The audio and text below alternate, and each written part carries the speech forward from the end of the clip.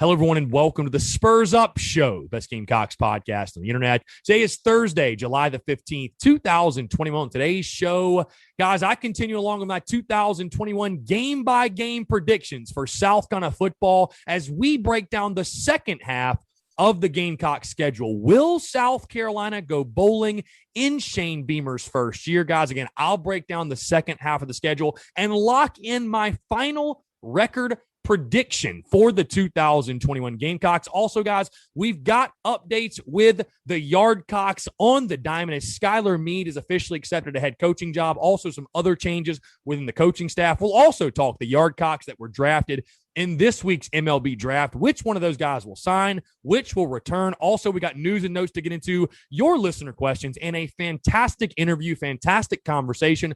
Former Gamecocks offensive lineman DJ Park joined me for a fantastic conversation. You guys are sure to enjoy, guys. We've got a packed show here on a Thursday, so sit back, relax, enjoy. It's all brought to you by our friends over at Upstate Movers Group. Guys, Upstate Movers Group, superior moving service. They bring care and attention other companies can't offer because they're just too busy maintaining trucks and profiting off of them instead of focusing on service. Guys, service is what separates Upstate Movers Group from the competition. They're not a trucking company. They're a moving services company, and they're also employee-owned co-op. Their movers are paid twice the industry average, and everyone on the crew is invested in your success. They have dedicated professional crew members, and they also offer black glove service. They offer end-to-end packing services, custom crating and packaging for special items, and cleaning services as well. They're founded by Greenville natives and University of South Carolina alumni, guys, so a Gamecock-owned small business. They also offer 20 years of project management moving experience, and they can offer logistics and solutions that traditional moving companies simply do not have the skills for. Guys, whether in the upstate or across the state of South Carolina, if you have any moving needs in 2021, be sure to check out our friends over at Upstate Movers Group. You can find them on social media at Upstate Movers Group, or of course, if you have any other questions, go to their website, upstatemoversgroup.com. That's upstatemoversgroup.com. Be sure to check them out and tell them Chris from the Spurs Up Show sent you. Let's get it.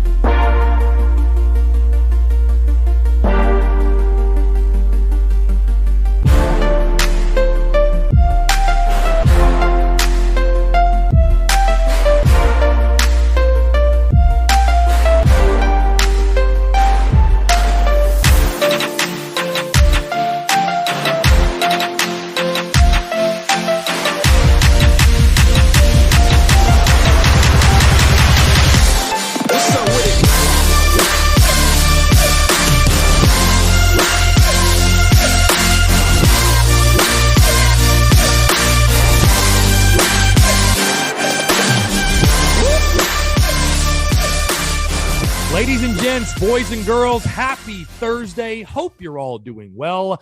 I am Chris Phillips, your host of the Spurs Up Show. As always, appreciate you guys tuning in, guys. Thank you all so much, by the way, for the love, for the support, continue to rock with the content, continuing to rock what we do, guys. I am very, very excited as we bring you today part 2 of my game-by-game season predictions for South Carolina football. Do I have Shane Beamer and the Gamecocks making a bowl game in his first season as head coach? You're going to find that out much more very, very soon. But again, guys, thank you all so much for tuning in. Wherever this may be finding you, whatever you may be doing, whether you're on the commute, you're in the office, you're on the job, you got the day off, whatever it might be, guys. Again, thank you all so much for the love, the support, continuing to rock with the content, rock what we do. It's a very exciting time of year, believe it or not, as we sit now just 51 days away from kickoff and just a couple of days away from SEC Media Days coming to you on Monday. Shane Beamer slated to speak on Monday, and on Monday's show, we will have a full breakdown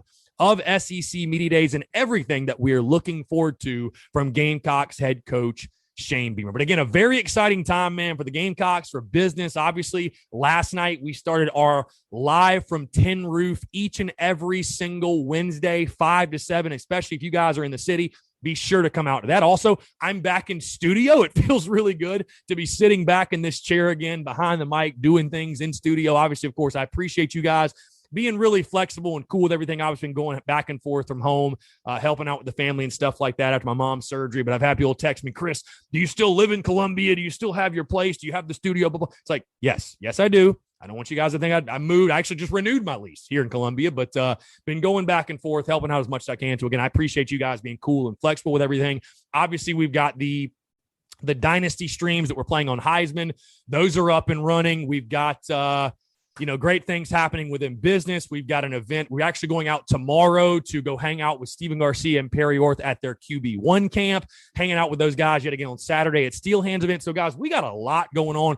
I look at it this way. For yours truly, football season started on Monday. Like I told you guys before, there was no off season. We're in season right now. Let's just call it for what it is. We are in season right now. And again, when you start giving predictions, you start looking ahead and you start making projections, that's really where you're like, dude, the season has started. And again, that's what we're doing today. Really excited. When we left off, let's go ahead and dive into it. Because again, this is part 2 of my game-by-game season predictions for South Carolina football in 2021. If you want to hear part 1, the first 6 games, go back to the podcast, episode 470, that dropped on Monday, July the 12th. But again, this is part 2. And right now, guys, if you remember, I had the Gamecocks at 4-2 overall and 1-2 in the SEC, which I think we'd all agree a 4-2 start would be very ideal in Shane Beamer's first year. Again, when you keep perspective and you think, hey, this is a program that won 2 games a year ago, won 4 the previous, has won 6 combined games the last 2 years, I think a 4-2 start, we'd be pretty damn happy, even with that loss to Kentucky that I picked on Monday's show. But again, I've got South Carolina coming in the second half of the 2021 season at 4-2, needing just 2 wins to make a bowl game, which I think we'd all agree would be a major success in Shane Beamer's first season. So without further ado, let's go ahead and dive right into it. Game-by-game predictions with scores for these last 6 games. And the Gamecocks start the second half of the season in very favorable fashion. The home date against the Vanderbilt Commodores. Gamecocks hosting Vandy. It's like a 12 or 13 year winning streak at this point. I know I did this before a couple of weeks ago. We broke down every single opponent. Let me find the actual, 12 in a row. Gamecocks will be looking for their 13th straight win. Of course, beat Vandy last year 41-7 in Nashville. That South Carolina team that struggled the way they did beat Vandy 41-7. Vandy with a brand new head coach and Clark Lee, they come to Williams-Brice Stadium. So a pair of first-year head coaches squaring off. And what's crazy, guys, about South Carolina football, through the ups, through the downs, no matter how good or bad South Carolina has been, one constant has remained.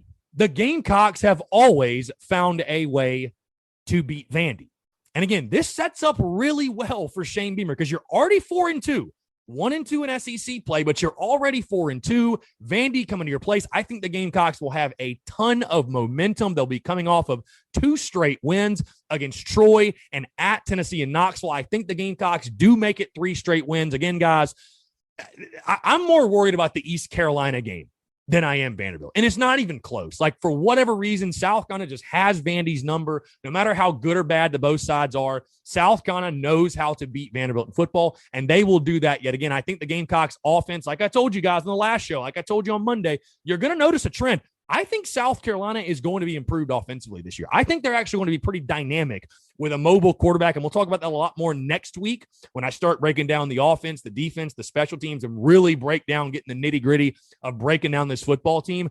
But I think South Carolina is going to be much improved offensively. I think they flex their muscles a bit against Vandy. Give me the Gamecocks beating the doors at Williams-Brice Stadium by a score. South Carolina 35, Vanderbilt 10. I think it's a fun day for South Carolina. Again, like I said, guys, doesn't matter how good or bad South Carolina has been or even how good or bad Vanderbilt's been. The Gamecocks just know how to beat Vandy. They've beaten them 12 straight. They will make it 13 straight wins over Vandy in this season, 35-10. I've got the score, which, guys, before we get into the rest of the schedule, because the rest of it looks like this: at A&M, Florida at home, at Mizzou, Auburn, and Clemson, right? Which is a gauntlet. We all agree that is the tough part of the schedule. South Carolina sitting at 5-2 right now in my projections and my predictions. 5-2 overall, 2-2 in the SEC. Could anyone argue that's anything but a dream start for South Carolina football in Shane Beamer's first year. I mean, even the most garnet glasses Carolina fan that believes, oh, we should be 7-0 or this, that, even with a loss to Kentucky, even with, getting humbled at Georgia, I would say, a 5-2 start. I even had to take a step back and say, Chris, are you being a little too optimistic? Are you setting the expectations a little too high? But if the Gamecocks are going to have a successful year this year, and I know they know this in the locker room, in the building, you got to take advantage of the front half of the schedule. And I think a 5-2 start is very realistic. But a 5-2 start would be a dream start. Columbia will be buzzing around a 5-2 start. But let's continue. 5-2, 2-2 in the SEC. Here, the real fun begins as on October the 23rd, the Gamecocks travel to a place they've never won to take on a team they've never beaten. Quite the contrary, right? You've won 12 straight against Vandy. Well, you've never beaten this team. You've lost 7 straight to them, the Texas A&M Aggies. That yearly cross-divisional matchup, South Carolina, Shane Beamer, his first game in College Station against Texas A&M. And, on Monday's show, we dropped our wins, toss-ups, and losses, right? I told you guys I like to categorize these games and put them in their respective categories. And I have A&M in the loss column. And I saw some of you say, oh, Chris, that's got to be a toss-up. A&M's a toss-up. We'll get them this year. Guys, until South Carolina proves to me they can beat Texas A&M, I'm just simply not picking it. And the last couple of meetings, guys, they haven't even been close. I mean, 48-3 last year at Willie B. The previous year in 2019 was something like 38-3. It wasn't even a competitive game. I think it will be more competitive this year. I want to lead off with that. I think it'll be more competitive. But until South Carolina beats Texas A&M, I don't think anybody in their right mind should be picking South Carolina to beat the Aggies. And, oh, by the way, A&M is going to be a really, really, really good football team this year, guys. On Monday, I'm actually going to be dropping my East, West, and all of my picks, all of my projections. I actually went through that SEC helmet schedule I posted a picture of a few weeks ago. I picked every single game. I picked every single game for every single SEC team. So you guys are going to know who I'm picking. I think Texas A&M is the one team in the West this year that can challenge Alabama. I think Jimbo Fisher has done a phenomenal job coaching there. I think he's done a phenomenal job recruiting there, obviously.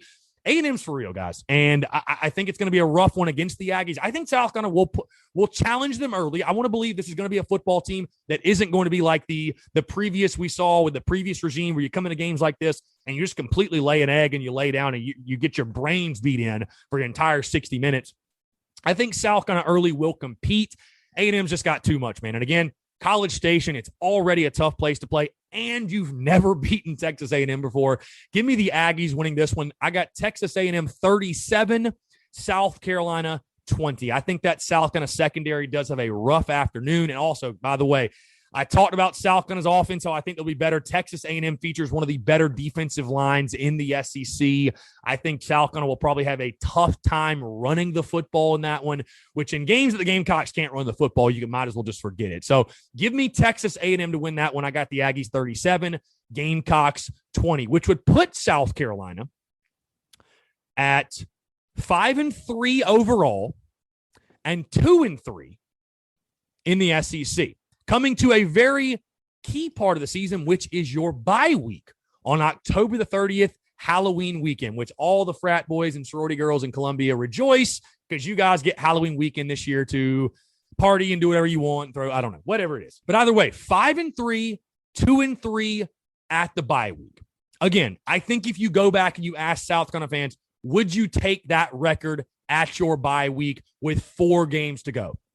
I think most reasonable, rational Gamecock fans are going to say yes. What adjustments will be made in this week for the second half of the season? But 5-3 overall, again, you're just one win away from getting to a bowl game, and you got a couple of those swing games that I've been talking about a lot. Hey, I listed Florida as a swing game. Missouri, Auburn. You got 3 straight games that I put in the swing game, the toss-up category to get that 6th win. So let's go to the following week now. The first game of November, Saturday, November the 6th, you host the Florida Gators. And what an intriguing matchup this is. As I talked on Monday's show, I believe in my heart of hearts, this is the most likely big upset for South Carolina football this season. Now, a lot of you I've seen on social media say, oh, Florida's going to be terrible. They should be a win. Blah, blah. listen, I understand Florida lost a ton, and I truly believe in the SEC East. It is Georgia, then there's a huge gap. But I believe that second team is still Florida, and then there's another gap. Florida lost a lot. They lost generational talent. When you look at Kyle Trask, Kyle Pitts, Trayvon Grimes, some of their other guys on the outside, they lost a ton of talent from last year. And I truly believe, hey, look at LSU last year. You don't just lose guys like that and you don't feel the effects, right? Florida's not on the level of Alabama, right? They're not just reloading year after year after year. So I think there will certainly be a drop-off at the University of Florida. But make no mistake about it, guys, this is a Gators team that is still loaded with talent. Loaded with talent. And by week 10, which is the week that you play them, they're going to have things figured out. I have to believe so. Now, I want to address something, too, before I even get to this Florida game. I've heard many people say, Chris, don't you expect South Carolina to get better week after week after week after week? And I do. I think that is a quality we're going to see in this football team. I think that's something Shane Beamer is going to bring to Gamecocks football. Heck, Perry Orth talked about it with me on the airwaves the last time he was on. Here is the problem with that, though. As South Carolina, hey, they're going to be a lot better football team in weeks 10, 11, 12 than they are in weeks 1, 2, and 3. Just naturally progressing, they're going to be better later in the year. But the tougher games come later in the year. So you might not actually see the results in regards to wins and losses that you'd like to see or you figured you'd see by a team that will continue to improve week after week after week. But this Florida game, let's get into it again. The game at Williams-Brice Stadium. And this series, you know, you ask any South Carolina fan, they'll argue South Carolina should have won at least one of the last 3 games. 2018, one of the ultimate choke jobs. You're up 17 points in the third quarter in games where you can't close that one out. 2019, you have the lead going in the fourth quarter despite the refs. Despite the refs. Need I say more about the refs in that one? I don't even want to go off on that tangent. And then last year, you see some of the most absurd clock management and game management we've ever seen. That was a 1-score game. So you've been very, very close against the Gators the last 3 years. And Florida loses a ton. As I mentioned on Monday, this is the best possible chance at a big upset for South Carolina. And a lot of it has to do with where it falls in the schedule. Again, the Gamecocks coming off a very tough physical A&M game. They're going to get 2 weeks to prep for Florida, and they're going to get that bye week to lick their wounds, rest some guys, get back to 110%. On the flip side, Florida, that previous week, the week of October the 30th, has their annual rivalry matchup against the Georgia Bulldogs. And we all know, hey, Florida-Georgia, it speaks for itself. So they'll be coming off of a really emotional game, either an emotional high or an emotional low, whatever it might be.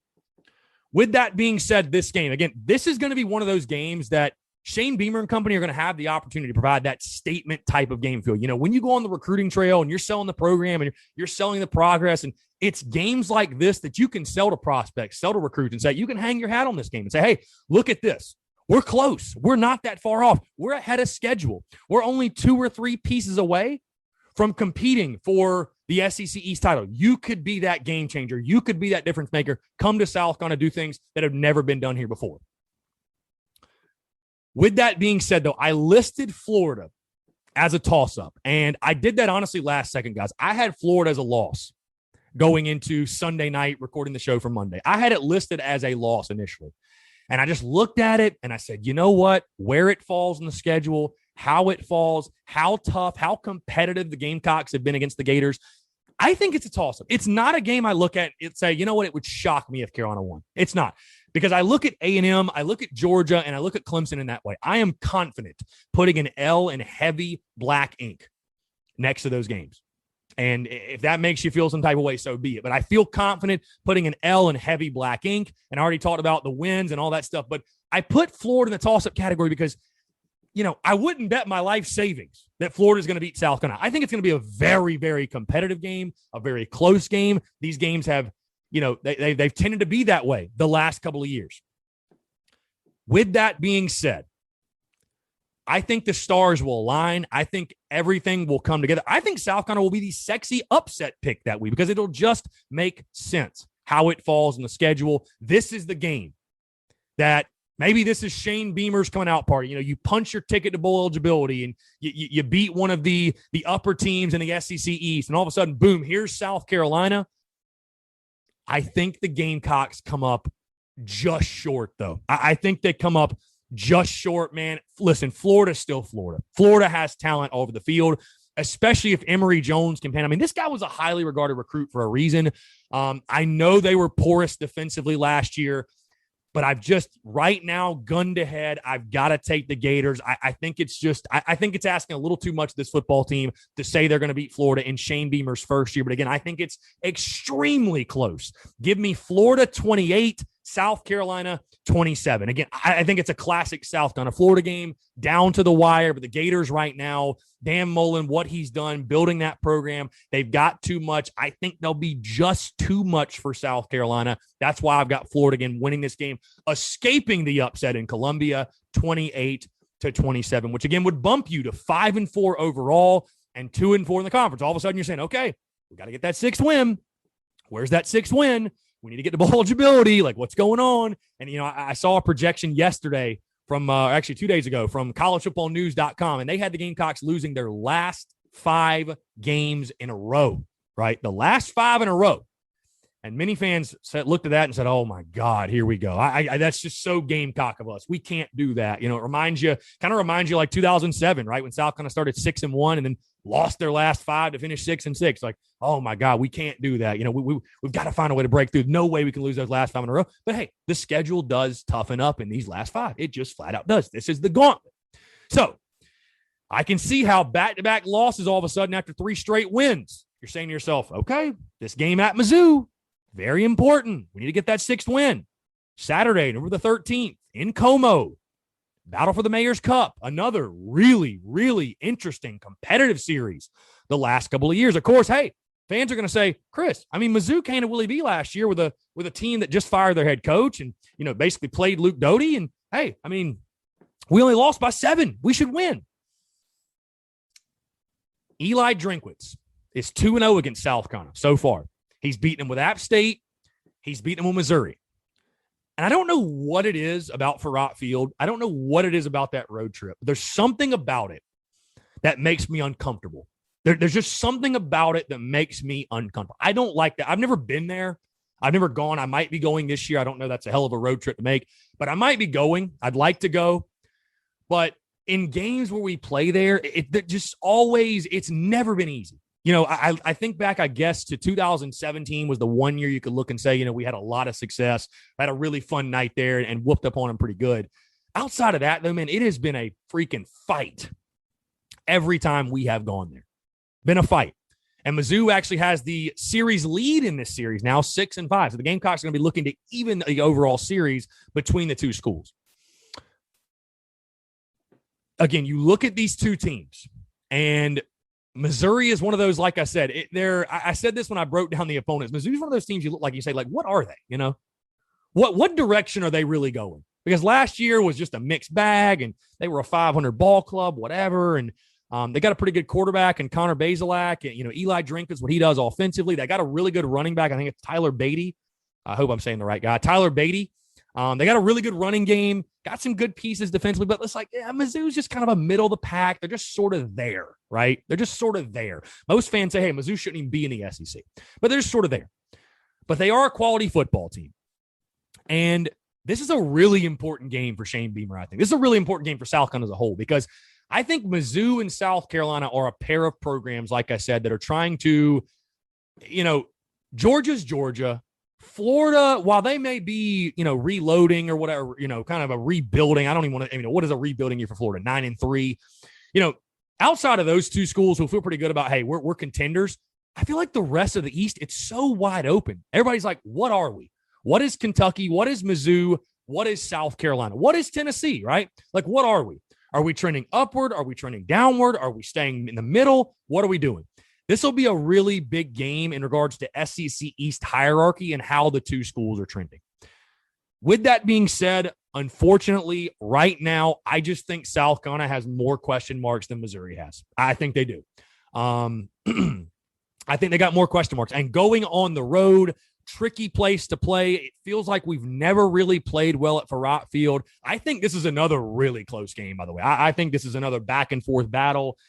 South Carolina will take Mizzou to the wire. I think Mizzou at home, though, will do just enough. Wouldn't surprise me if they kicked a game-winning field goal in this one. I think the Tigers will do just enough to escape South Carolina. So back-to-back weeks, I've got the Gamecocks losing in what you could argue would be really heartbreaking fashion. But I got Mizzou winning this one. Give me the Tigers 30, South Carolina 28. And again, guys, you're noticing these are high-scoring games. I think South Carolina, I know you got Karan Pruntney. I know you like your defensive line.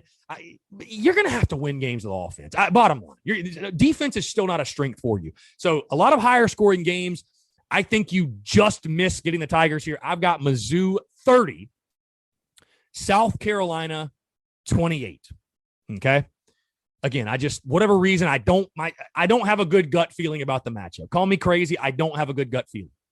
Which at this point now, you are now 5-5 overall, and you are 2-5 in the SEC, coming into your final SEC game against the Auburn Tigers at home, Saturday, November the 20th. And what a interesting change of pace this is, because we're used to, the week before the South kind of Clemson game, there being sort of like a warm-up game. Like this is where Troy would be, or this is where EIU would be. No, you've got the Auburn Tigers for the rematch of last year's game. All the storylines in this one, by the way, it's crazy. But you've got the rematch of last year's game in which you took down Auburn for the first time since, 1933? First time you've beaten them in forever. Now you've got the Mike Bobo storyline. You've got the whole Kevin Harris versus Tank Bigsby storyline. Storylines are all, hey, here's another storyline. TJ Finley, who carved you up in Baton Rouge last year for LSU, he's now battling with Bo Nix for the starting quarterback job. He might be the starting quarterback in this game. Who knows? But either way, a game full of storylines. And of course, in my predictions, one of the lead storylines will be, hey, you're 5-5 right now, and you're 2-5 in the conference. And while we all want to believe in our Gamecocks and say, hey, we've still got two more, we just got to win one of the last two. Now, you got to win this one. You have to win this one to get to bowl eligibility. You simply put, have to win this one. At home against Auburn, you know what looms the following week and the task that will be. So 5-5 overall, 2-5 in the SEC. And I look at this Auburn team.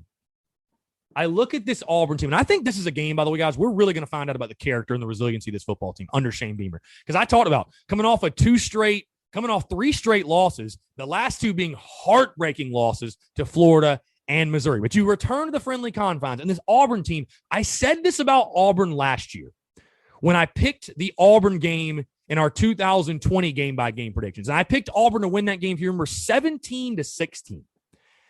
I was tempted to pick the upset, but I was like, you know what? You haven't beaten them in damn near 100 years. Like, I'm not going to be the guy to pick them this year. But I had Auburn winning 17-16. But I said this about Auburn.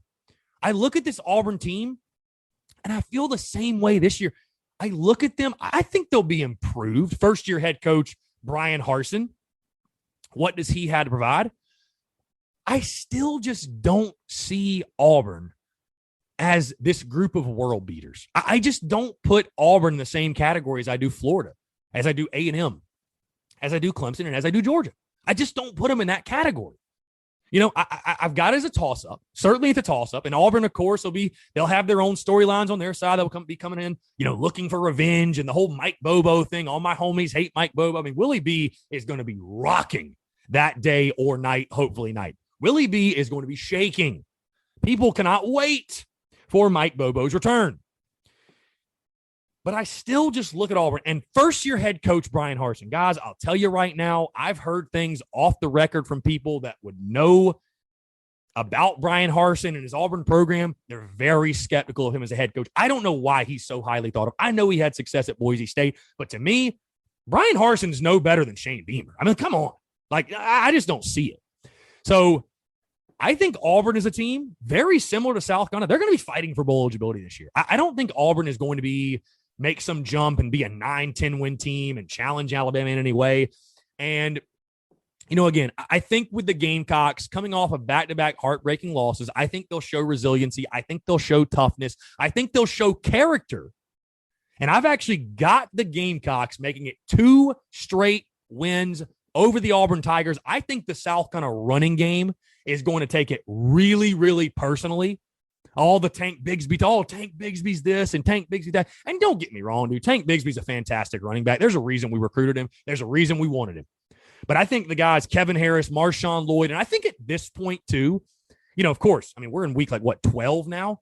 I think at this point, certainly, like I told you guys, I expect the offense to be much better. I think the offense will be clicking, and I think the Gamecocks find a way to make it 2 straight wins over Auburn. I cannot see South Carolina allowing Mike Bobo to come into Williams-Brice Stadium and beat them. I just can't see it. I cannot see it. So give me South Carolina. I've got the Gamecocks beating Auburn. Yes, punching their ticket to bowl eligibility in Shane Beamer's first season. Give me Carolina 38 and the Auburn Tigers 27. Yes, Carolina scoring 38 points. I know some of you are saying, what the hell, Chris? Jaw drop. I'm telling you, I think the offense is going to be better, and I'll break that down more in depth next week, but I think that offense will be better. South Carolina got that tiger-sized monkey off their back last year when they took down Auburn. I think they'll make it 2 straight wins over the Tigers. I like the Gamecocks 38-27, which, again, would punch that ticket to bowl eligibility before the annual rivalry matchup the following week. So you, after that game, sit at 6-5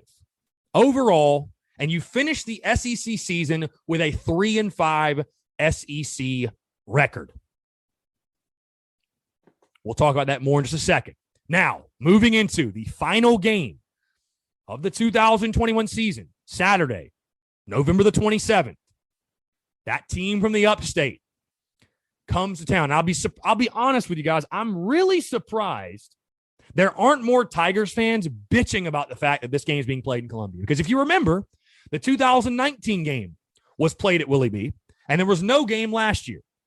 So I'm really surprised there aren't more of their hillbilly, redneck, degenerate, lamb-loving fans. I'm surprised there aren't more of them complaining about this game being in Columbia. But either way, I digress. You come in this game, you've punched bowl eligibility, you got momentum, you got a huge win at home against Auburn, you're 6-5, 3-5 in SEC play, but you have the chance to get to 7 wins in Shane Beamer's first year. And what I thought was crazy, I've seen on social media, guys, is this. I talked about the most important game on Monday's show, and I put out a clip on social media about this, talking about the ECU game and why I think it's the most important, and et cetera, et cetera, et cetera. I've seen people on social media saying, Chris, no, the Clemson game is the most important game of the year. And let me say this. I hate Clemson. I loathe Clemson. I hate them more than any other team, right? But when you look at the most important game of the 2021 season, like realistically, when you sit back and look at the schedule, Clemson's not the most important game. And I think Steve Spurrier, actually. Steve Spurrier brought a very much needed attitude shift to the South Carolina Clemson rivalry. And this is not me trying to downplay the rivalry or take anything away from the rivalry. It is huge. 365 days a year, 24/7. It is felt by the people in this state. We all understand how big of a deal it is. But I loved what Steve Spurrier instilled. He said, hey, you worry about winning the SEC East. Worry about winning the SEC first. Beating Clemson will take care of itself. Beating Clemson should not be the number one focus of the season. So I just want to put that out there, by the way. That really has nothing to do with my prediction at all, but Clemson's not the most important game of the year, man. Just bottom line, it's not. But this week, it will be the most important game this week. The best rivalry in no matter the sport, in my opinion, it is the best rivalry. It is taken the most personal. It is the most bitter rivalry in the entire country. And this game is obviously intriguing for many reasons. Of course, anytime Carolina and Clemson get on the field, it's must-see TV. But the fact of the matter is this rivalry's dead. That's where I'm going to start. The rivalry's dead. A 6-game losing streak to the Tigers, and it's not just the fact it's a 6-game losing streak. It is how you have lost. That's one thing nobody can debate. Nobody can argue. For whatever reason, the last staff, the previous regime, they had no answer. They had absolutely no answer for the Clemson Tigers. None at all. You think Will Muschamp's first South Carolina Clemson game was a 56-7 loss, guys. 56-7. One of the worst losses in the history of the rivalry. And, people will argue, oh, what about 2018 when Jake Bentley threw for 500 yards? Were you really ever knocking on the door to win that game? No, you weren't. You weren't. People were celebrating and felt good and encouraged about a 21-point loss on the road. I mean, that was the state of the program at that point. Either way, you look at this game and, guys, I mean, I hate to say it. It pains me to say it, but I look at this one very similarly to how I looked at the Georgia game and how I look at the Georgia game going into the season. Bottom line is this. You are not as talented as Clemson is. Right now, you're not. And while we are in the honeymoon phase and there's a complete culture shift and an energy shift and a momentum shift, and that's great, and this fan base and this program needed that. But I don't give a damn who the coach is. Nick Saban could come coach this team this year. At the end of the day, it's about Jimmys and Joes. It's about having the players. And right now, South Carolina does not have the players to match up with Clemson, go 4 quarters toe-to-toe, and win the football game. Now, with that being said, here's what I am interested to see in this, because this will be Shane Beamer's first game as a head coach in the rivalry. He's no stranger to it, right? Was here 2007-10, watched the Gamecocks and was a part of that staff that beat them in 2009, 2010. His special teams made big impacts in both of those wins. Nobody's expecting you to beat Clemson this year, right? I think I speak for Gamecock fans and realistic Gamecock. Nobody's expecting South Carolina to beat Clemson this year. Nobody is. And I think South Carolina fans, you know what, as much as it pains us, we can live with that. But some of the scores we've seen recently and the way the rivalry just completely slipped away from South Carolina with the previous staff, the previous regime. I wonder how long it will take Shane Beamer to, and again, as sad as this sounds, just bring competitiveness back to the rivalry. Put some juice back in this thing, man. Just bring some energy back to it, because right now, guys, it is dead. It's dead. South Carolina fans can say nothing to Clemson, and I know that hurts to hear. There's many of you probably that are cussing me right now, but that's a fact. That's the reality. We can't say a damn thing to them. My goal, my dream one day for the business and the podcast and the content is to South Carolina is just beating everyone. And we're going 12-0, 15-0, winning national titles. And every podcast is just talking shit to Clemson. A lot of you ask Chris, you never talk about Clemson on the show, actually, tip your cap. That's great. I'm glad you don't. Well, guys, the reason I don't, we have nothing we can say. I mean, we all hate Clemson. To hell with those dudes. Fuck them, right? As I've said before, fuck Clemson. But we can't say anything other than that. It's been uncompetitive on the field. And in this game, realistically, you'll probably be a 24 and a half, maybe a 27-point underdog when you're a home field to your rival. Can Shane Beamer, if nothing else, just like I said about the Georgia game, can Shane Beamer line up his South Carolina team and at least give Clemson hell for 60 minutes? Make them earn it. At the end of that game, win, lose, or draw, Clemson say, damn, we don't want to go up against them again. They made our life hell for 60 minutes. We had to earn everything we got. Because it just doesn't feel like that was the case the last couple of years. You've just gotten pushed around. You've gotten bullied. With that said, though, guys, long story short, right now, Clemson's just got more talent than you. Bottom line. They've been recruiting at a high level for the past 7, 8, 9 years, and you have got to go get the Jimmys and Joes. I know you have talent, but you don't have talent to that level. So I've got Clemson getting the win. I think the Gamecocks secondary gets exposed. I think it's going to be a rough day defensively. I do think the offense will show some life.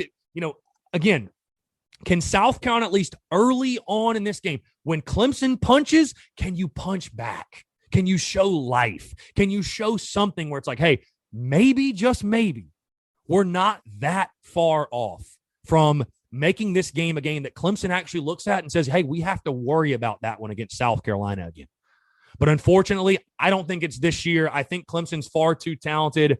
I think DJ Uiagalelei for them is going to be a solid option. I think he's going to be a good quarterback. They got a great running game. Their defense returns 10 of 11 starters. Justin Ross returns on the outside for them. I mean, Clemson's loaded. They're going to be a playoff team yet again. Just call it for what it is. I hate to say it, but they will. And they will beat you. Give me the Tigers 45, South Carolina 20. Again, I'd love to be wrong. I'd love to be wrong on this one, guys. I'd love to be wrong. But until the Gamecocks show us they can match up with Clemson and go be competitive, it's just hard to see it. I just think right now, you got to give Shane Beamer time. You got to have patience. You got to go out and get the ball players. Let's just see a well-coached football team. I mentioned this about the entirety of the season, but definitely in a game like this, let's see a well-coached football team A team that goes out there, plays discipline, doesn't shoot itself in the foot, plays intense, plays physical, gives Clemson hell for 60 minutes. I will feel good no matter the score if we see those things. Because, hey, after that point, it's like, you know what? Now we're well coached. Let's go get some big-time football players. Because you know who beat Clemson in 09, 10, 11, 12, 13? Yeah, sure, Steve Spurrier schemed it up. Yeah, sure, Steve Spurrier's play calls and Lorenzo Ward. But no, who beat Clemson was Jadeveon Clowney, Alshon Jeffrey, Steven Garcia, Connor Shaw, Marcus Lattimore, Melvin Ingram, Travian Robertson, Cliff Matthews, Eric Norwood. The list goes on and on. Ace Sanders, Nick Jones. The list goes on and on, guys. You got to go get guys like that. You got to go get guys like that. Those guys aren't walking through the door anytime soon, and you don't have anybody on your roster like that right now, or at least you don't have the depth and you don't have the stars you had like on those teams. You got to go find it. But again, I've got Clemson beating you 45-20, closing out your season with a final record of 6-6 overall, 3-5 in SEC play. And again, the Gamecocks being bowl-bound in Shane Beamer's first year. Now, I'm not going to predict which bowl South Carolina goes to, or do they win or lose that bowl game, guys. I have no idea. Going to depend on the matchups. But again, the regular season, locking it in. My 2021 official season predictions. They're in the books. Lock them in. Finalize it. 6-6 overall, 3-5 in the SEC. And my question now I have written in my notes, it's how would the fan base feel? Bowl-bound in Shane Beamer's first year. Guys, a bowl game, 6 wins or better in Shane Beamer's first season, you have to be ecstatic. I know the second half of the season, it's going to be rough. I've got you finishing up 1-4, but the schedule just flat out toughens up. Like I said earlier, guys, this is going to be a team that gets better from week to week. You're going to be a much better team in weeks 10, 11, and 12 than you are in weeks 1, 2, and 3. Here's the problem, though. Number one, everybody else is going to get better, too. It's not like South Carolina is the only team in the country that's going to get better week to week. Everybody says that. Everybody does that.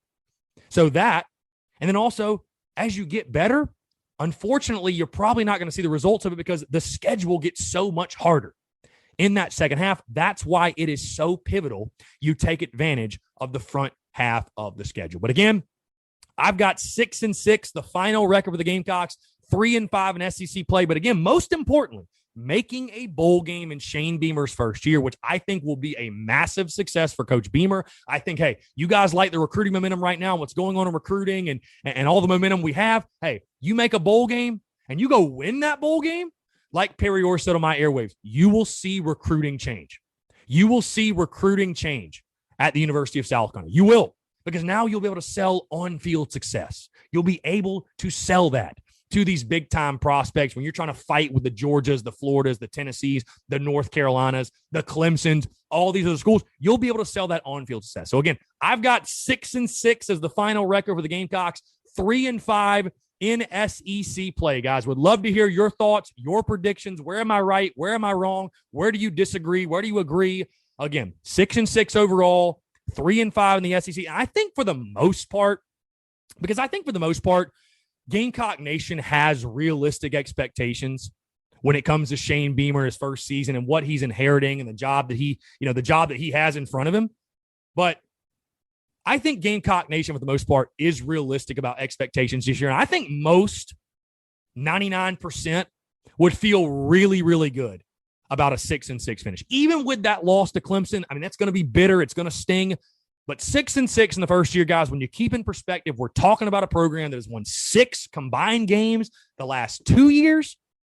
Winning 6 games in year one of Shane Beamer will be nothing but a success, and I think they do get there. Again, 6-6 overall, 3-5 in the SEC. Lock in my predictions for the 2021 South Carolina Gamecocks football team as the Shane Beamer era begins in Columbia. So again, guys, leave me your feedback, leave your thoughts. Would love to hear your predictions on how you think South Carolina football will end up this season. All right, let's switch gears a little bit, guys. Let's go from the gridiron to the diamond, talking about the South Carolina Gamecocks baseball team, the Yardcocks. Couple updates for the Yardcocks, guys, as the big news that broke yesterday.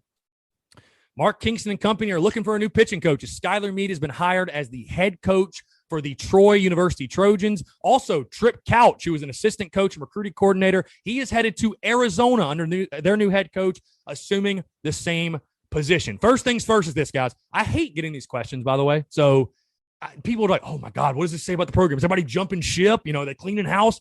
Guys, Skylar Meade is a pitching coach. You get offered a head coaching position basically anywhere, that's an upgrade. I know you're an SEC pitching coach, this, that, whatever, but this is like the opportunity of a lifetime. And I told you guys all season long, I know Skylar Meade got way too much heat, by the way. Skylar Meade got way too much heat. One of the best up-and-coming young coaches in college baseball. I'm not really surprised this happened. You didn't know when it was going to happen. I mean, selfishly, of course, I wanted Skylar Meade back. I think he's a really high-quality pitching coach and a great baseball mind in our game today. But well-deserved. Congratulations, Skylar Meade. Very excited to watch the progression at Troy University, that baseball program. They got a really, really good one. And people asking, Chris, who will Mark Kingston go get? Who do you hire now for your pitching coach? I can assure you they are going to go get someone that is more than qualified for the job that will be a great addition to Gamecocks baseball. I have no doubt about that. And again, Trip Couch, taking an opportunity at Arizona, guys. We don't know behind closed doors. Does he know the guy that got hired there? Does it make sense for family? Is he getting paid more? I mean, guys, it is a business. It is a business, right? It is a business. So South Carolina coaching staff now. One of the big storylines of this preseason will be replacing your pitching coach and replacing some other pieces on your coaching staff. But again, congratulations to Skylar Meade, the new head coach at Troy University. Really good stuff. Also, on the Yardcocks side of things, of course, the MLB Draft took place this week at the Gamecocks with the third most, or tied to the third most amount of players that were drafted amongst college teams, with 8 guys drafted, man. Congrats to all those guys. Brett Carey, Danny Lloyd, Thomas Farr, Brandon Jordan, Andrew Peters, Wes Clark, Brady Allen, and Julian Bosnick, the 8 Gamecocks that were drafted in the 2021 MLB Draft. Now, the question turns to this, Chris, which guys are coming back? Which ones are going to sign? Right now, if I had to guess gun to head, I'm saying Julian Bosnick will be back. Danny Lloyd is 50-50, I think, depending on money and situation and other things.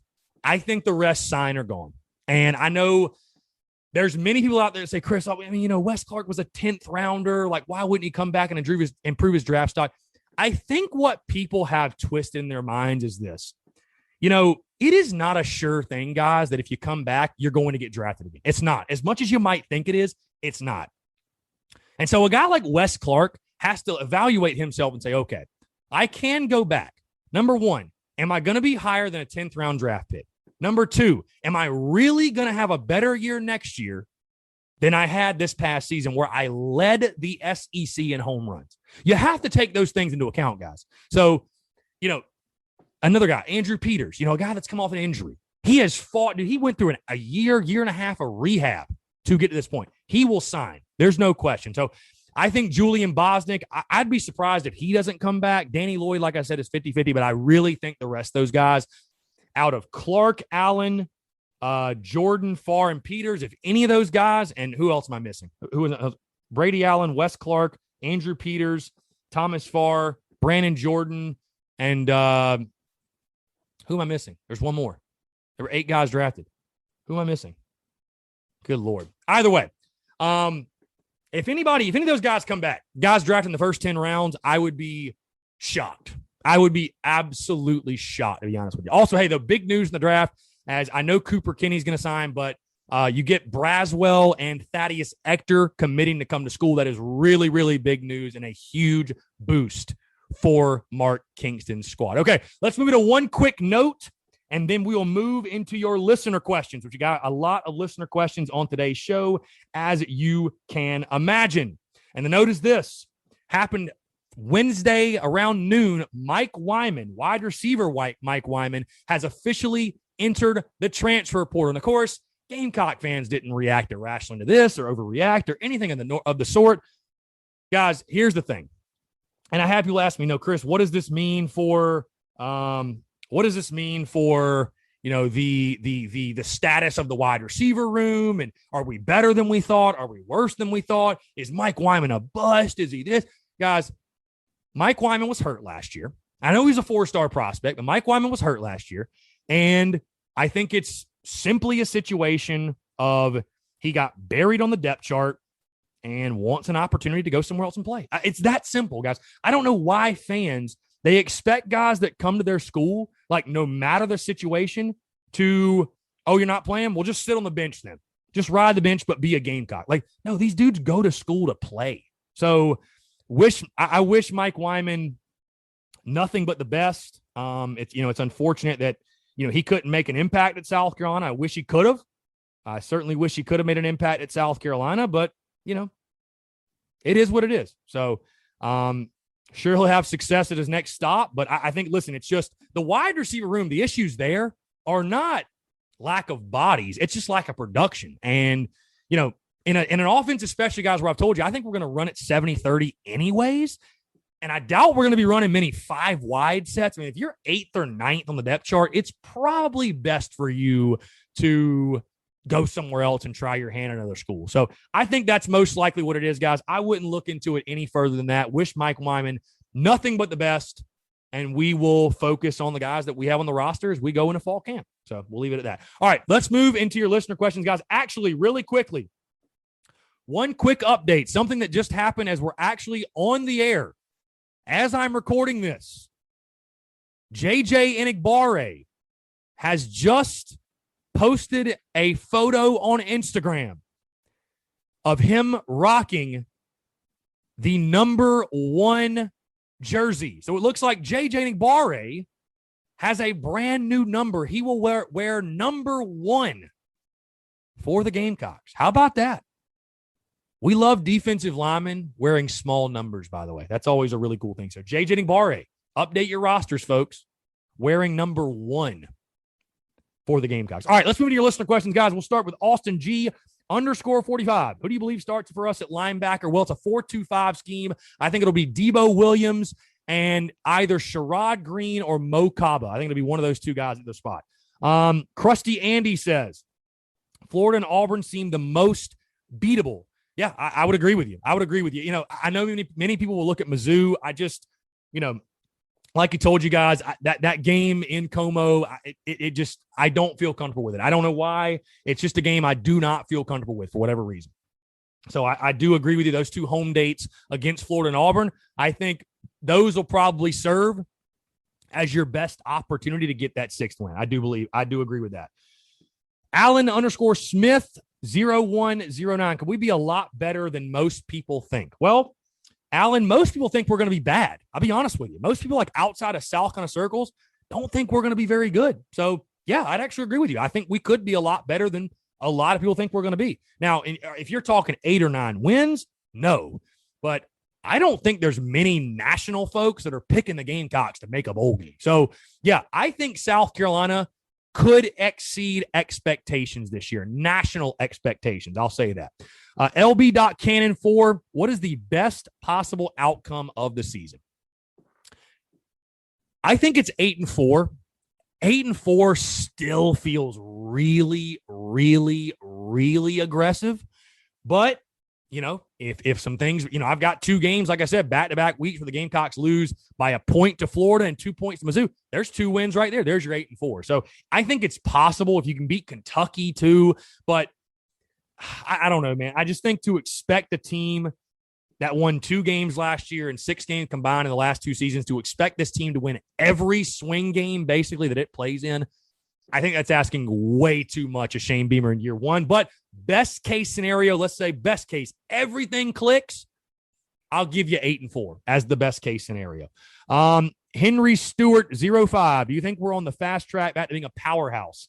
I hope so. Hey, be a well-coached team, keep recruiting, keep adding good players, stacking good classes on good classes. All of a sudden you'll look around and we'll be a really good football team.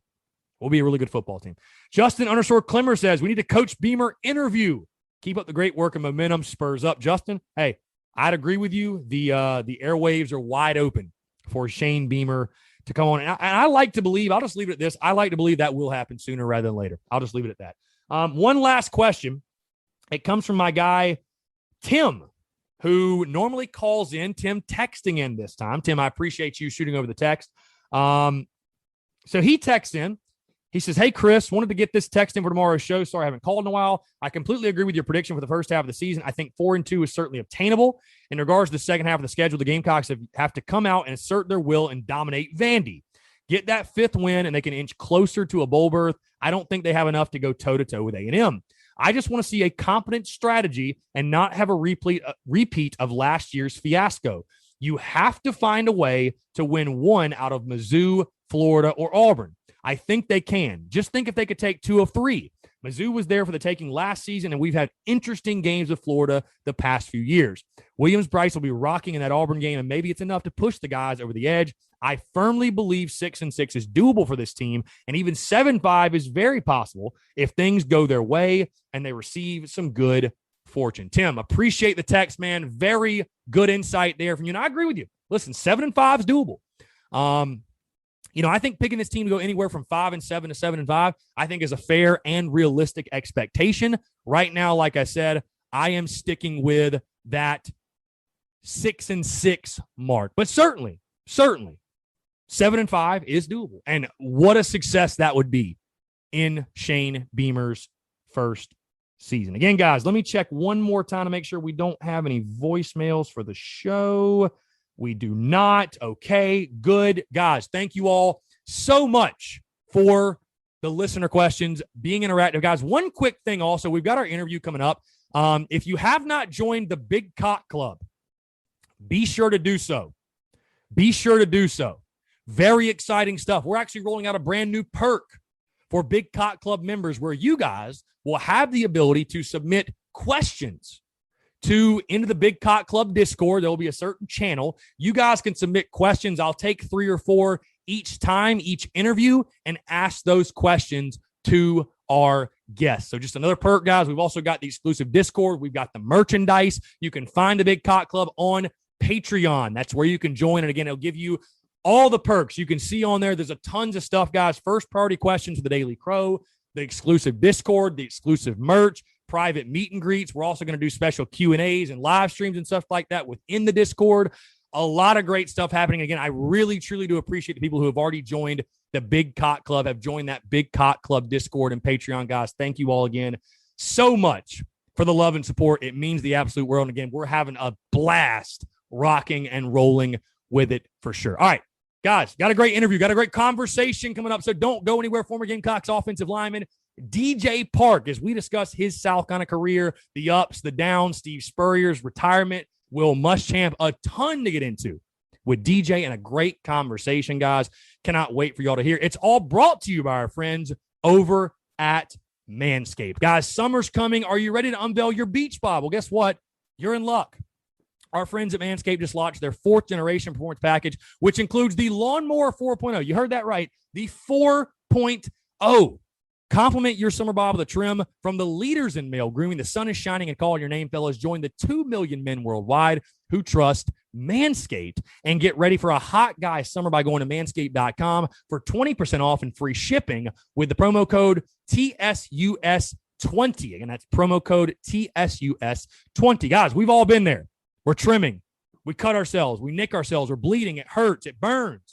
It's no bueno, man. There's no way to live your life. Leave that in 2020, guys. It's time to bundle up with the Manscaped Performance Package 4.0. Inside this package, you'll find their Lawnmower 4.0 trimmer, weed whacker, and nose hair trimmer, crop preserver ball deodorant, crop provider toner, performance boxer briefs, and a travel bag to hold your goodies. Guys, first off, the new Performance Package 4.0 includes the new Lawnmower 4.0. This trimmer is insane.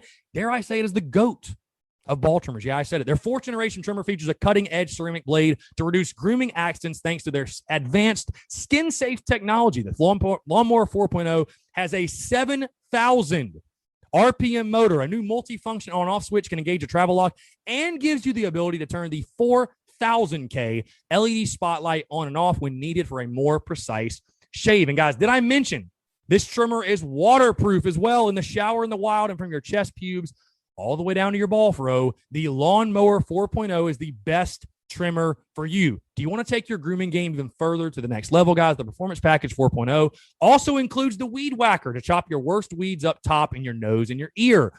The Weed Whacker is also waterproof and uses a 9,000 RPM motor-powered 360-degree rotary dual blade system. Man, say that 5 times fast. This nose and ear hair trimmer provides proprietary skin safe technology, which helps prevent nicks, snags, and tugs in those delicate holes. Guys, seal the deal with Manscaped's liquid formulations. Before heading outside, use Crop Preserver Ball deodorant to keep you on your game in the heat. Then after trimming the lawn and whacking the weeds in the heat, give your beach balls a boost and use the Crop Reviver. Guys, Manscaped even threw in 2 free gifts to their Performance Package 4.0, the Manscaped Boxers and the Shed Travel Bag, which I swear by that travel bag. Bring your comfort in boxers to another level, guys. Get 20% off and free shipping with the promo code TSUS20 at manscaped.com. Again, that's 20% off and free shipping with the code TSUS20 at manscaped.com. Guys, escape the shrubs and weeds this summer and shine with Manscaped. Again, guys, appreciate you all tuning in. Thank you all so much for love and support. Now enjoy this conversation with former Gamecocks offensive lineman DJ Park. All right, joining us on the Spurs Up Show is a man that played for Gamecocks football from 2013 to 2017. During his career, he started 3 games at right tackle for South Carolina, but played in a ton more. Also played in the CFL for professional football, but also helped the Gamecocks win 3 bowl games in Columbia. Like I mentioned, guys, had a big impact in the trenches during his time at South Carolina. Very pleased to be joined by former Gamecocks offensive lineman DJ Park. DJ, I appreciate you taking the time, man. It's a pleasure to have you on. Thanks so much for doing this. Yes, sir. It's a pleasure to be on. Absolutely. So, DJ, I actually want to go back to the beginning for you because you are a guy from the state of South Carolina, from Dillon, South Carolina, and you were a pretty highly thought of recruit. Just talk about the recruiting process for you. Which schools did it come down to? And why did you eventually choose South Carolina? Because, again, you get there at a really interesting time. Of course, the Gamecocks are having, massive amounts of success, while you're in high school and stuff like that. But why'd you choose South Carolina? Well, starting from the beginning, going back when I first started getting recruited, South Carolina was one of the places I always end up going on the weekends. We had a lot of South Carolina fans here. And me and my teammates from high school, 2 other guys that ended up going to South Carolina for a while, we always just kind of stayed down there in South Carolina. And I always wanted to play in the SEC. And it was close to home, like really close to home for me, only an hour and a half away. And then I don't know, I just kind of like the atmosphere there. I like the vibes. I love the energy, especially on game day. And I'd probably say the energy on game day is what really kind of pulled me towards South Carolina. Yeah, and I was going to say, you're a guy like me, DJ, that grew up in the state of South Carolina. So we both kind of saw, like, the evolution of Gamecock football. How crazy was it? Again, I mean, it was right in the peak of when, you're getting recruited and South Carolina's winning the SEC East and then, winning 11 games, 3 straight years. And like you said, the energy and the atmosphere around Willie B was just, it was unprecedented during that time where I feel like you were getting recruited. I feel like it'd be hard just for a recruit to step into that atmosphere and really go anywhere else. Oh, yeah, man. It was just insane. I got to witness when they beat Alabama that year in 2010. I got to see them playing Georgia. Like, man, it was just phenomenal, just the energy in the place. And then the fans were just top notch. I mean, some of the nicest fans in the world, win or lose. I can't. Like, that's what I really appreciated about going there, especially when I got there. For sure. Now, when you got there, Sean Elliott, of course, was your position coach. And I want to get to him more in just a second. But Steve Spurrier, of course, the head ball coach, you got to play for a legend. He has different relationships with, with each of his players, and certainly the positions, I guess, obviously with the quarterbacks, he's toughest on them, and the wide receivers. But obviously his offensive line, he demands a lot out of you guys as well. But talk about those first interactions with Steve Spurrier. What were they like? What do you most remember from the head ball coach? I can say I most remember the play calls, because my first year I had no idea what he was talking about. But just sitting to be around him and seeing like how really deep he was in the football, not just at the stadium. It's like even when he's playing golf, he's talking about football. When he's in the weight room running on the treadmill, he's thinking of play. It was crazy to see like how deep he was into it. And then I was like, I love that part of it. And him as a person, he's a great guy, but he's gonna be hard on you. He expects the best out of you at all times. For sure. Now, that first year, DJ, of course, you redshirted in 2013, so you got to kind of sit back and watch South kind of do what they did in 2013 with a senior Connor Shaw and Jadeveon Clowney. I could just go down the list of all the names, obviously, but Gamecocks had a really deep offensive line that year, and you got the red shirt and sort of sit back and develop. How do you feel like that year helped you? I mean, did it help you as far as obviously we know, the physical attributes and everything else, the development that goes into it. But how do you feel that that freshman red shirt year helped you your first year on campus? I definitely say the biggest thing was getting to see what like college football leading into pros was really all about. And you got to see that like, okay, everybody is good now. It's not just like it's going to be a walk in the park. It's not like the personally, I had to block kind of a scout team. So I got it every day up front of like, oh, this is the top defensive lineman in the league right here. So it's an everyday occurrence. And I got to learn a lot from the older guys, and they helped me out a lot. Yeah, I was going to say, you just said you had to block Clowney on scout team. That's probably a pretty rude welcoming to college football and SEC football. When not only Clowney, though, people forget like Devin Taylors and the Chaz Suttons and all the athletes we had up front of the defensive line. I mean, really, you think it's a great example of iron sharpens iron because you're not going to see anybody better in game than probably what you faced in practice. Oh, yeah, man. Especially my freshman year, our defensive line, all of them were phenomenal players. And like I completely understood why we went 11-2 and why our defense was so good. Like they really set the standard for a lot of how things were going to go. And even like going on towards life now, like every time I go to a different place, I always compare my defensive line to my freshman year defensive line. Right. The best of the best. Why not? Now, I talked about Sean Elliott, DJ. I want to get more into him because he's a guy that obviously played a huge impact in your career and I think had a major impact on South Carolina football as a whole, was run game coordinator, offensive line coach. And I've had some of your former teammates on, and they talk about just that relationship with Sean Elliott and the type of man he was, the type of coach he was, everything, the way he approached the game. Obviously, he's doing great things now at Georgia State. But what was that relationship like with him, man? Because I remember watching Coach Elliott and a little bit of a maniac. We all remember the mosh pits before the game and stuff like that. And again, that's one of the things that made him such a great coach. Then obviously, I think you really saw an example of his character when he took over as the head coach in 2015 at the end of that season. But Sean Elliott, what can you say about him, a guy that obviously had a huge impact while he was in Columbia? Oh, first of all, I got to say he's a great guy. Just helped me out personally getting there. Like he made me kind of, I guess, come out of my shell. He forced me to come out of my shell when I first got there because, I was a young guy. I don't know nothing. I'm fresh out of high school and coming in early.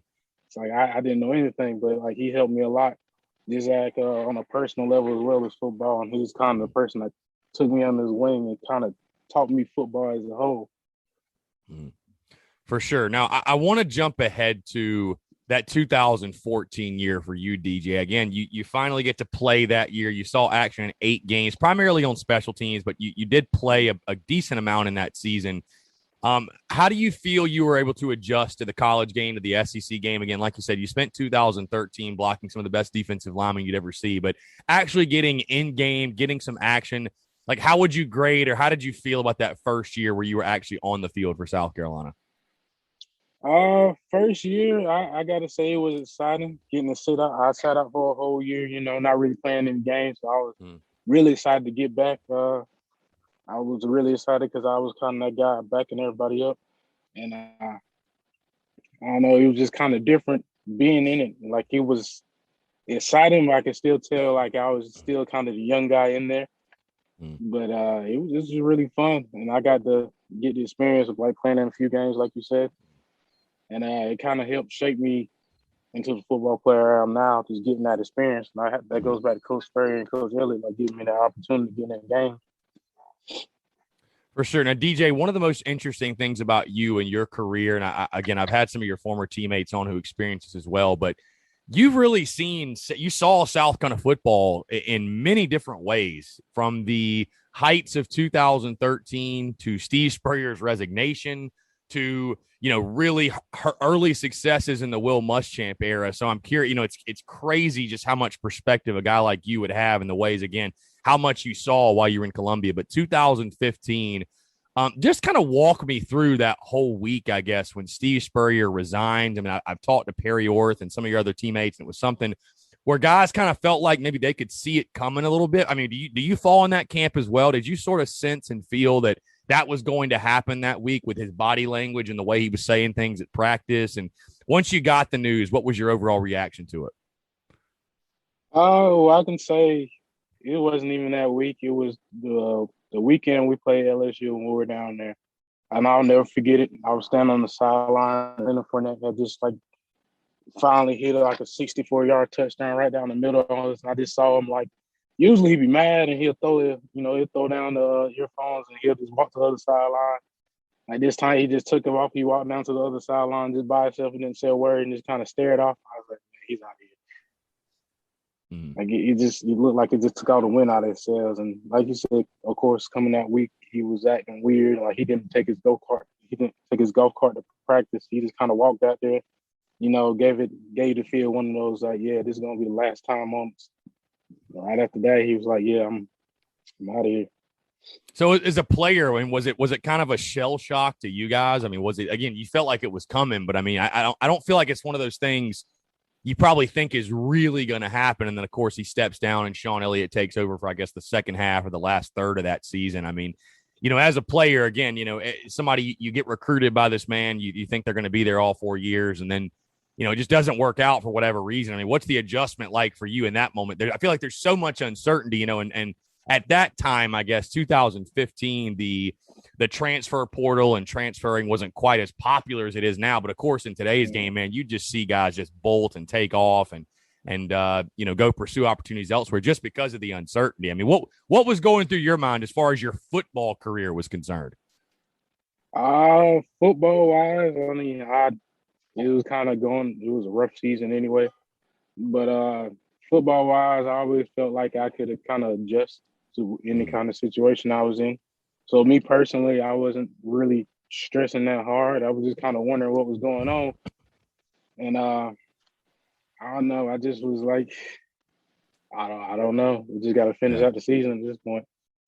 And like I said, I was just going to say, we talked about Sean Elliott earlier. I'd love to hear you just kind of expand on the job you feel like he did at the end of that season. Because again, that's obviously your position coach, and he got that opportunity. I know there were a lot of people that wanted him to stay as the head coach at South Carolina. And of course, now he's at Georgia State doing big things. But speak on that job that you feel like Coach Elliott did at the end of the season. Again, I think most Gamecock fans would agree that, while maybe wins and losses, whatever, don't necessarily reflect how you would have liked it to have gone, I think it's hard to argue that Coach Elliott didn't do a really, really good job closing out that year. Oh, yeah, I think he did a great job, especially like coming off of the season we were having at that point. And following up Spurrier on the offense side of the ball is kind of a hard thing to do, and I got to give it to him. Like, I got to give it to all the offensive coaches. They did a great job, following up with what we had going on that season, and especially getting thrown in that position just out of the blue with no warning. Like, yeah, he did a great job. He even made time to come back with the offensive line. So I definitely appreciate him for that.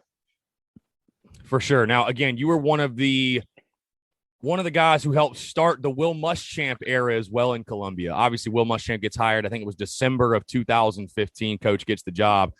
Just talk about, again, the beginning of the Muschamp era, those first couple of meetings. Obviously, there was a culture shift. There was a change, if you will. And you guys hit the ground running immediately. I mean, it was effort, toughness, discipline. It was, knocking heads every single day. From what I've heard, again, from your past teammates, the practices were extremely physical. And there was certainly a culture change, if you will. But just talk about Will Muschamp. He takes over. What's that overall experience like in those first couple of months while he's on campus? First couple of months, I have to say, like you said, like he just kind of kicked it up a notch. Reason being, he said if you wanted to be here, he wanted to prove that you wanted to be here. And I appreciate him that for them. And he came with a whole bunch of energy that we really needed at the time, that I have to say. And he kind of lit the fire back again, turn around from everybody just kind of fading off from Spurrier to like, all right, we got a chance again. Like, we got somebody who really wants to be here, who really wants to coach us, who really wants to see us succeed, not just here in college, but succeed in life and football if that's what we choose to do. For sure. In that 2016 season, Will Muschamp's first season, obviously you saw your most action, DJ, in a Gamecock uniform, starting 3 games in that one. Just talk about, at that point, you've been on campus for a while. I mean, you've definitely been at South Carolina for a little bit there. And because I wanted to ask, what clicked for you? Was it simply just having more experience? Obviously, you'd gotten bigger, faster, stronger in the weight room. You're a guy that, has been around the block a time or two, so you kind of know what you're doing. But what do you feel like all just sort of came together that year where you were able to really get on the field and make an impact for the Gamecocks? I'd probably say like coming in and having that kind of culture change. really helped me and like really kind of got me really excited for football again. Mm. And getting to work with Dillman and seeing like the differences and what we were doing, I think that kind of helped me physically as well as I guess mentally get my game back on point. Just going through a few things personally at that point. I just kind of needed to turn around. That's kind of turnaround really helped me because I used to. There was a point I just lived in the weight room doing when he first came. For sure. Now, before we get into 2017, DJ, because that 2017 season, you guys did win the Outback Bowl. And I want to talk about the 3 bowl wins that you were a part of. And again, not a lot of guys can say that. I mean, not a lot of college football players can say they won 3 bowl games. And you were a part of 3 teams that won bowl games. Of course, that first year you were on campus, the Gamecocks, Connor Shaw, Jadeveon Clowney, those guys led South Carolina to the Capital One Bowl win over Wisconsin. Then your next year, the Independence Bowl win over Miami, which was a really, really big one. You thought maybe that was kind of the spark for Steve Spurrier's last season, which, of course, it was not. But then that 2017 season, you guys win the Outback Bowl, beat Michigan, a crazy come-from-behind game. What do you most remember from those 3 bowl victories? What are the things that sort of stand out to you? Because, again, like I said, not many college football players can sit there and hang their hat on that and say they won 3 bowl games while they were in college. I'd probably say the most I remember, I guess, from freshman year, it was like it was just exciting. The energy was just next level, especially coming over freshman. I never been to a bowl game before, so I was excited, man. The whole week was fun leading up to the game, and the same with the other 2. I mean, it was at that point I gotten used to it, but it was just exciting, getting to get out of town. You going to play another team that you don't normally play. Like it was just all the energy when we practice and stuff was just next level. And you really get to kind of step outside what you kind of used to and just kind of go to a different atmosphere and just kind of change things up. Now, that 2017 season, DJ, again, really the breakout season for Will Muschamp, especially early in the tenure, just second year at South Carolina. You guys win 9 games, win the Outback Bowl. That was a very memorable season for many different reasons. Just talk about that year as a whole. What do you most remember from that year? And again, because it turned out to be the most successful year that Will Muschamp had at South Carolina. What do you feel like clicked for you guys as a whole in that 2017 season? I would say that majority of people were kind of more so on the same page at that point. Everybody was like kind of clicking, and we kind of knew what we wanted to do and where we wanted to take things. And I don't know, it just kind of everything started kind of lining up where it should have been. Of course, like injuries took a lot of people. It took a lot of people that season. I kind of think that's what kind of held us back in the long run. But yeah, it's honestly, it just everybody was kind of on the same page. Everybody knew what we wanted to do, and we had the players to do what we needed to do. And I'll ask you this, DJ. Again, you can go into as much or as little detail as you want. I'd love to hear your perspective on the injuries. Because like you said, I mean, during your time at South Carolina and during the Will Muschamp era, that was just something. I mean, the Gamecocks were just snake bitten with injuries year after year after year. Was it just simply bad luck, or was there something to it in your mind that made that happen? Or again, was it just pure bad luck while he was there? I would say it's more just bad luck. I mean, because injuries that people had, it was just random. I mean, I can say because I got injured myself, right? So I was like, it was just things that happened. You know, I don't know if it was just things piling up on top of each other or whatever going on, but I have to attribute it to bad luck. You know, for sure. Yeah, for sure. I wanted to say, DJ, I wanted to hear more about your professional career because I know you're a guy, I believe you're still playing right now, pursuing professional football, and you played in the Canadian Football League for the Toronto Argonauts for a little bit. Just talk about what it's been like post South Carolina, pursuing the dream, continuing to chase football. Obviously, you've had some stops along the way, but I'd love to hear your perspective and kind of let fans know too, where you're currently at, kind of what's next for DJ Park, if you will. Oh, yes, first of all, getting a chance to go to the CFL was great. Kind of just got there for a tryout randomly one day. I tried out, made the team. So, yeah, professional-wise, it's been a kind of eye-opener because I was used to college and having a structure, and now it's like no structure. It's all me. Right. But I've loved the professional scene. It's a lot more serious here. People, you take everything, you don't take it for granted anymore. Like, college, sometimes high school, you take things for granted. And professional, like you just thankful to be on somebody's team in a uniform, doing what you love. And I have to say I've learned a lot coming out of college in terms of like football and stuff because it's more serious. And I got to sit down with a bunch of great coaches and get a bunch of opportunities to play for different teams. I got to play in the 2 first seasons of the spring league, so that was exciting. Getting to play with guys I played with. I actually played with one of my old teammates, Blake Kemper. So I mean,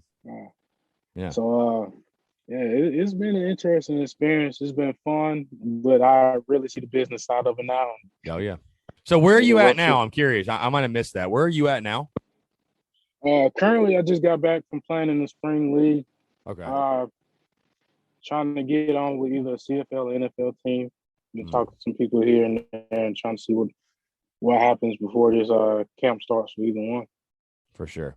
Now, DJ, I gotta ask you this. I want to go back to your time at South Carolina, but even after, because I know you're a guy again from the state of South Carolina and you keep up with the program and all that good stuff. And obviously the Will Muschamp era coming to an end last season, Shane Beamer taking over as head coach with the Gamecocks, and obviously vibes are high right now and everybody's excited for the 2021 year. But I'm curious to get your take because, again, you left South Carolina 2017. I mean, things are riding high, just won an Outback Bowl. I mean, everybody's thinking to themselves, okay, the Gamecocks are about to get back, contend with Georgia and Florida, and contend for an SEC East title and get back to Atlanta, if you will. Were you surprised at the way things unfolded and eventually ended for Will Muschamp? Because I'm sure, again, leaving at that point, you're thinking to yourself, okay, I'm leaving this program off in great shape. You know what I mean? You're like, I'm sure you're kind of like, hey, what the hell happened? What did you guys do? But I mean, were you surprised to look and see the way things sort of unfolded after you left, and eventually again last year with Muschamp no longer being the head coach? I have to say yes and no. Yes, in the fact that, like you said, everything was kind of riding high. Everybody was kind of clicking on the same page. Of course, you lose a lot of veteran guys that were playing for a while. Of course, injuries again, plagued by injuries again.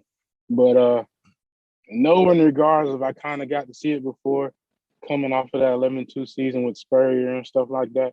And I can see, like, even if you got good coaches, even if you got a good plan, things don't really turn out how you want them to turn out. And living through that, I was kind of like, it can go either way. For sure. Now, you mentioned you visited South Carolina for the 2010 Alabama game. I know Shane Beamer was on staff at that time, but I'm not sure if he recruited you or not, or if you had any interactions with him. But obviously, Shane Beamer taking over as the head football coach, and he had that previous stint at South Carolina. And again, like I said, right now we're in the honeymoon phase. Vibes are high. Everybody's really excited for the 2021 season and the overall culture change and what Coach Beamer's brought to Gamecocks football. Just talk about, are you familiar with Coach Beamer at all? Have you ever had any interactions with him? Have you had the chance to get back to campus and kind of see what they're building? And overall, just for the future of South Carolina football, again, your overall thoughts on the state of the program currently as it begins a new era under Shane Beamer? I haven't gotten to get back to campus in a while. I haven't gotten to meet Coach Beamer in person yet.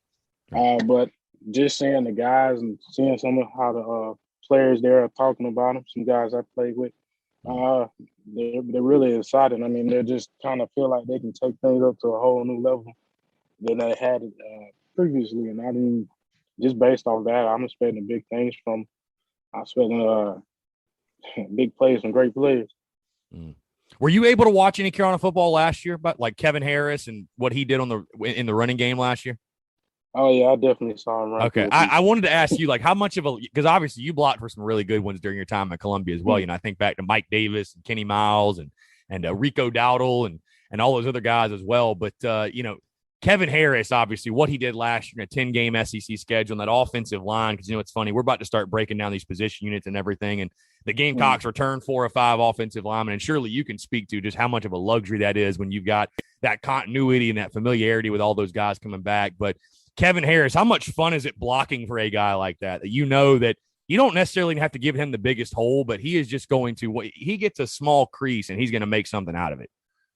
Oh, yeah. I mean, it just gives you a lot of reassurance, and it makes your job just a whole lot easier. And the easier job is, the bigger you can make the holes.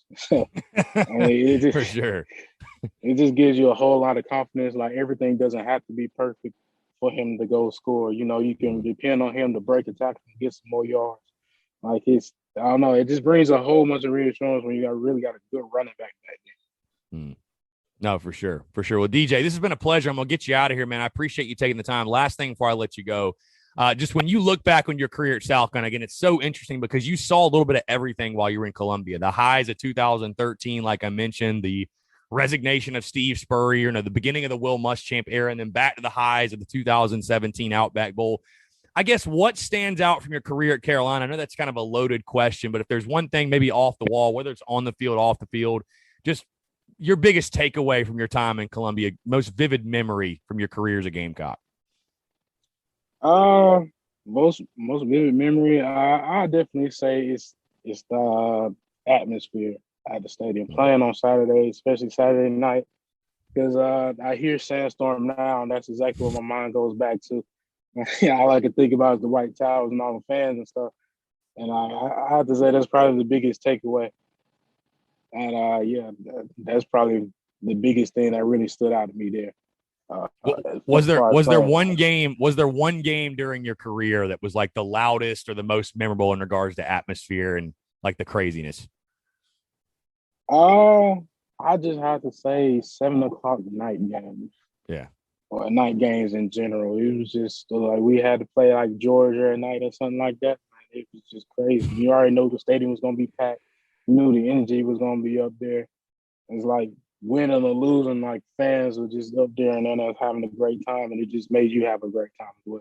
And I had to say, they really made my experience there memorable. Absolutely. I know we're all looking forward to getting it back to that this fall with 100% capacity. And, that first game for Shane Beamer, 7:00 kickoff. I know it's Eastern Illinois, but I'm fully expecting Willie B to be rocking as fans are all clamoring to get back in the stadium and make that thing shake once again for sure. But DJ, I appreciate you taking the time, man. It's an absolute pleasure. I know I speak for all of Gamecock Nation when I say it was a blast watching you do what you did. Again, there were a ton of great memories and, appreciate what you did for the Gamecocks. And obviously, best of luck. We'll be keeping up with your professional football career and everything else. And like I said, I appreciate you taking the time, man. Let's definitely do it again soon. Yes, sir. No problem. For sure. He's DJ Park. I'm Chris Phillips. We appreciate you guys tuning in. And we'll catch you next time with another episode of the Spurs Up Show.